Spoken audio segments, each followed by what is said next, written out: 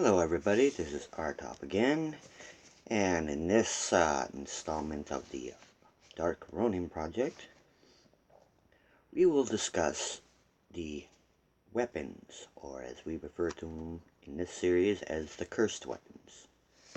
Now, while there's technically 11 weapons in all featured in this series, only 9 of them are actual weapons. The others are more symbolic weapons. And out of the 9, only 6 are actual combat weapons. So we'll cover that as we go. Now, we'll start with the symbolic weapons.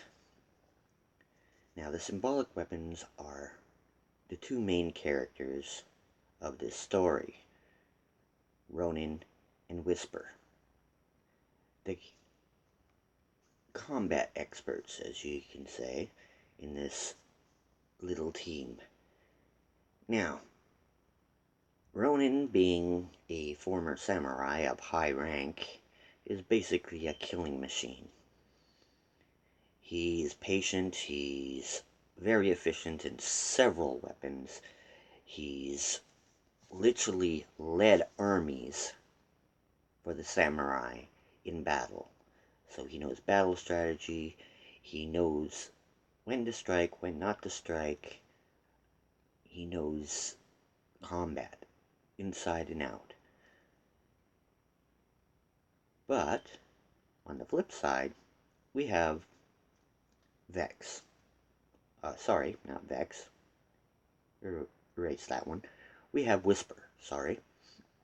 Now, Whisper is basically your self-taught street fighter who eventually becomes trained by Ronin in more refined skills of battle. She's a wild card. She's, like I said before, a hodgepodge of different fighting styles. She's self-taught herself. She's an expert in stealth, unofficially, but being a mute, she's very quiet. So she doesn't make any noise, she doesn't grunt, she doesn't make any noise whatsoever. Makes it very good for stealth missions. She also has a very unique attribute as a fighter. She aggravates her opponents by mocking them as she fights. So she plays on their anger. She uses it to cloud their minds from what they're doing and make mistakes, which is good for her style of fighting because she's all over the place. You never know quite what to expect from Whisper. One moment she can be calm, cool, and collected. Next thing you know, she's bombastic and just flying around, just blowing people's minds at her capability. So, technically, these two are considered weapons. Human weapons. Weapons directed by Vexx to attack. The main problem in the whole story. The two main demons that started the whole mess. Now, all 4 characters of the team have at least 2 sets of weapons. Well, 2 weapons. And each are considered cursed because they are not exactly their own weapons. They are weapons that are, as you'll find in the series, given to them by the demons. They are forced upon them. They are put in their path to find and they can't get rid of them. If they throw them away, they'll appear right back at their side in an instant. These weapons, though, if used against a human, are no different than any other ordinary weapon and have no real special power in that respect.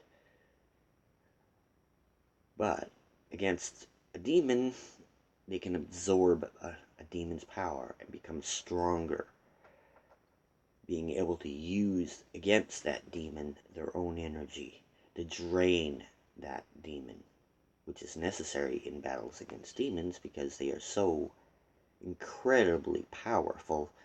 The only way a human could possibly defeat an actual full-blood demon is to literally wear down the power of that demon. And only a cursed weapon forged by demons for this game can actually harm a demon. So we'll cover those sets of weapons. But we'll start with the non-combat weapons, aka Vexx's weapons, not including the human weapons. So, as we see here, at the bottom of this page here, starting with this one here, is the actual game wheel. It is the token that set this whole mess in motion by discovery of Vexx. The one on top here is the Book of Knowledge. That gives her knowledge of everything up to that point, from the dawn of her birth to that moment. The one below it is the Book of Games, which is the entire contract that governs the game. These weapons give Vexx all the knowledge she needs to coordinate this team for this deadly task and this incredible journey which makes this story. Now, for the actual combat weapons, we'll go by the characters in order of appearance in the series, minus Vexx. We'll start with Ronin's weapons, which you've seen in the beginning. The sword is called the Soul Stealer. It is a single-handed long sword, more of a broadsword. And the second weapon there is a form of battle axe. Although it's called the Hell's Hatchet, it would be more considered a hatchet for a short giant. It is also a one-handed weapon, but it is a very deadly weapon considering the edge all around is sharp as a razor and will never dull and will never tarnish. These weapons, both in their own right, absorb demon energy. And the absorption of demon energy is necessary, as we already discovered. The next set is Whispers.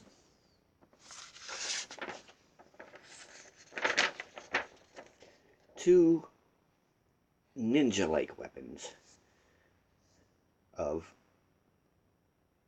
speed and agility, which suits her fine. The first is the short sword,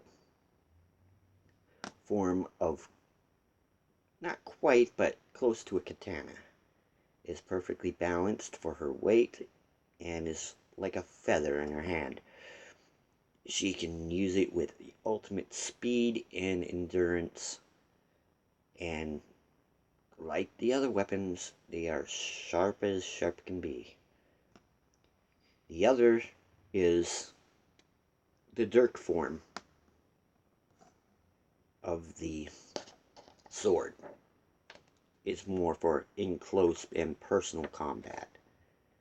Now, this one is the Viper, as it's called, and the dirk is the Dragon's Tooth.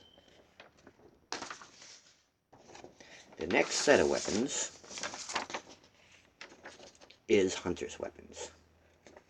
Being a hunter, he is given the Demon's Warbow. A very, very deadly weapon. It is both a long bow and a one-handed slicing weapon, as you can see here. Used kind of like a staff, or like a Klingon battle thing there, whatever they call it. It is very deadly. And the Kingslayer sword, which is an ancient weapon that has killed many, many good kings by demons. So, these weapons will ensure that they at least can defend themselves in this fight. And we will continue on with our next installment to cover plot lines. And a note here about the last video, I will end up redoing it for the playlist. So you'll get a more clear copy later down the line. Alright, this is Artop, signing off.